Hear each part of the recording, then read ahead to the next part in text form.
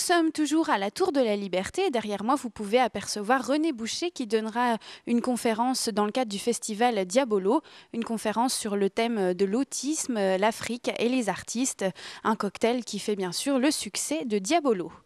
Et alors maintenant, on passe à autre chose et encore, on parle de sport qui est décidément au cœur de cette émission, puisque je vous propose maintenant de partir au Palais Omnisport Joseph Claudel pour retrouver un tout nouveau journaliste, Ali Ghezala, à qui nous souhaitons la bienvenue dans notre équipe.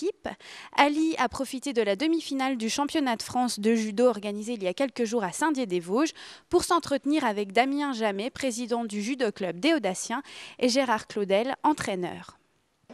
Alors bienvenue à tous et à toutes dans le cadre de l'émission Place Jules Ferry, où nous sommes accueillis ici pour la demi-finale du championnat de France de première division qui se déroule aujourd'hui et demain, féminine aujourd'hui et masculine demain.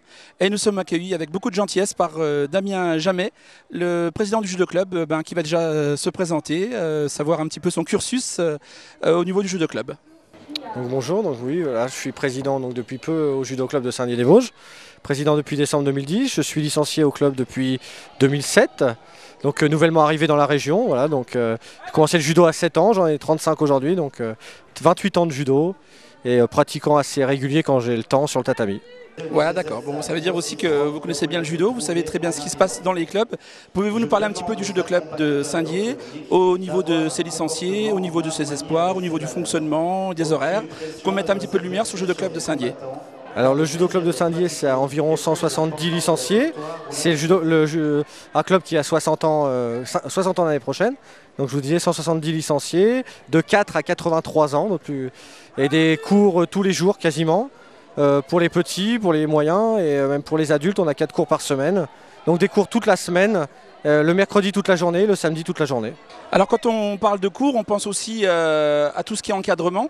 Est-ce que vous pouvez nous parler un petit peu de l'encadrement technique justement? Vous avez Gérard Claudel, je présume, mais il n'y a pas que lui au niveau de l'encadrement. On a 4 professeurs, on a 3 professeurs diplômés d'État. Donc Bénédicte Fadi qui fait les cours de Taïso, c'est de la préparation du corps, essentiellement des cours féminins. Pour les femmes, le mercredi et le mardi. On a aussi Lionel Mauguste, brevet d'état 2e degré, qui dispense des cours pour les enfants le samedi. On a Adrien Valence qui est en formation pour le diplôme d'état, qui fait les cours le lundi pour les adultes débutants. Et on a donc Gérard Claudel, brevet d'état, qui est notre responsable technique, en fait, notre prof qui chapeaute un peu tous les autres professeurs. D'accord. Est-ce qu'au judo club, les licenciés sont classés par une sorte d'élite, avec comme Marcelin, par exemple, Marcelin Claudel qui fait du championnat de France qu'on verra dimanche. Est-ce que c'est partagé ou est-ce que vous êtes tous sur une même longueur d'onde? Par exemple, alors en fait, les cours sont ouverts à tout le monde, mais on fait des cours qui sont plus axés compétition, par exemple le mardi et le jeudi. Le lundi, on a un cours qui est essentiellement orienté pour les adultes débutants. Comme je disais, c'est un cours... C'est commencer le judo à un âge où on aurait plutôt envie de l'arrêter. Donc c'est plutôt des gens qui viennent vers 35 ans, qui voient leurs enfants faire du judo, qui apprécient et donc qui ont envie de se mettre au judo et qui se rendent compte qu'en fait on peut se mettre au judo à tout âge. Que le judo ça peut être debout, ça peut être au sol, ça peut être de diverses manières, ça peut être sans faire de compétition forcément. Donc effectivement, nous on a Marcelin, on a Adrien, on a plein de jeunes là qui sont qualifiés, qui sont des compétiteurs, vraiment des bons compétiteurs, mais on a aussi des gens qui viennent en dilettante comme moi, qui s'entraînent uniquement pour le plaisir de s'entraîner. D'accord. Ce qui va nous permettre justement donc de basculer sur la demi-finale du championnat de France de première division. Donc l'an dernier, le judo club avait déjà accueilli la demi-finale, mais c'était la 2e division, si je ne me trompe pas. Oui, c'était la 2e division l'an dernier. D'accord. Alors parlez-nous un petit peu je pense qu'aujourd'hui c'est l'élite. Aujourd'hui c'est vraiment l'élite, mis à part je crois quelques internationaux, ou si je ne me trompe pas. Oui, qui sont pris par exemple par des tournois, des choses comme ça internationaux. Mais effectivement aujourd'hui donc c'est l'élite, c'est la première division comme son nom l'indique. Ce qui veut dire que tous les gens qui vont sortir des podiums aujourd'hui vont aller à la finale du championnat de France première division. Donc le plus haut niveau du judo français. Et quand on sait que le judo français, mais ça vous verrez après avec peut-être le technicien de notre club Gérard, le judo français est classé parmi les meilleurs judo mondiaux. Donc quand on commence à atteindre l'élite du judo français, on n'est pas loin de l'élite du judo mondial.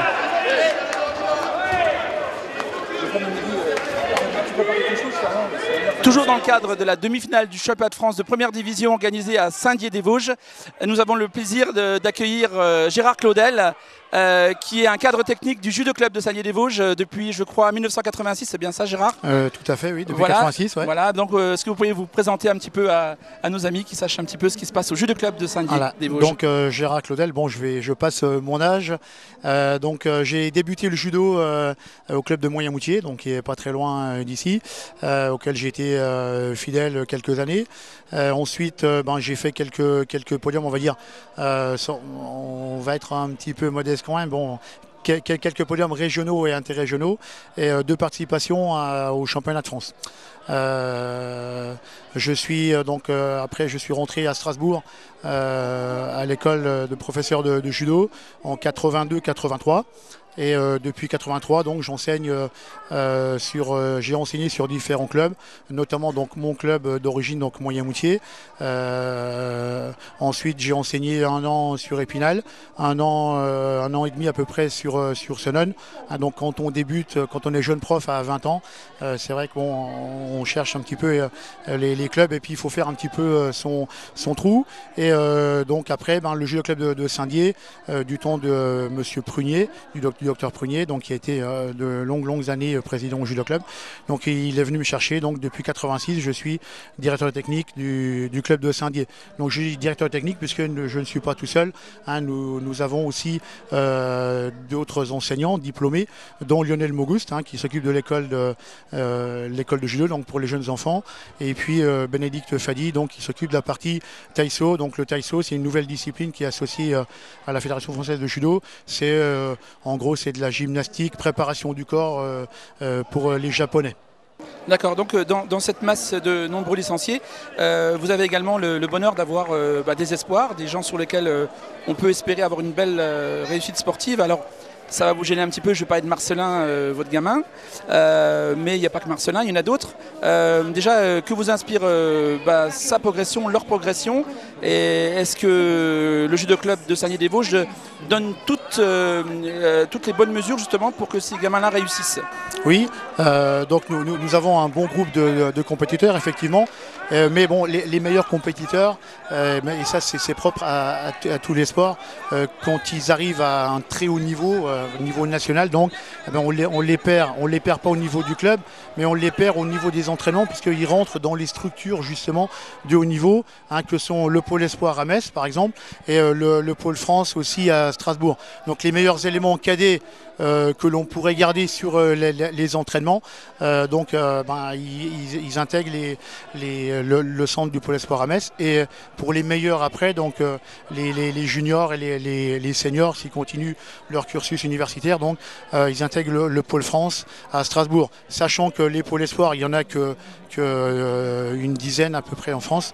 Et les pôles France encore plus réduits, puisque c'est vraiment l'accès vers le haut niveau avant les équipes de France, avant l'INSEP, donc, et là il n'y en a que 5 en France.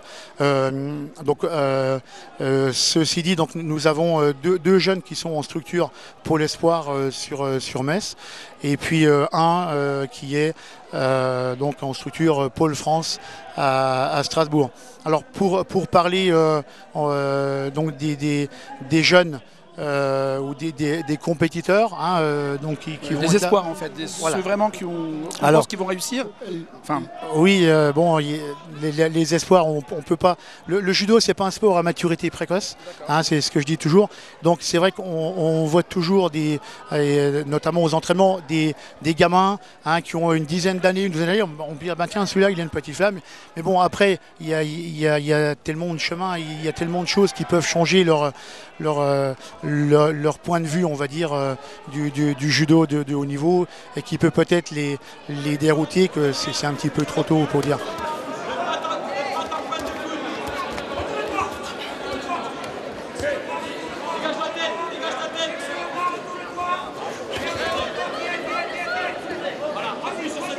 Alors juste une petite question, pourquoi la demi-finale championnat de France de première division, pourquoi à Saint-Dié-des-Vosges? Parce que je pense qu'il y a beaucoup de salles un peu partout en Lorraine ou dans les autres régions françaises. Pourquoi Saint-Dié-des-Vosges? Est-ce qu'il y a un savoir-faire?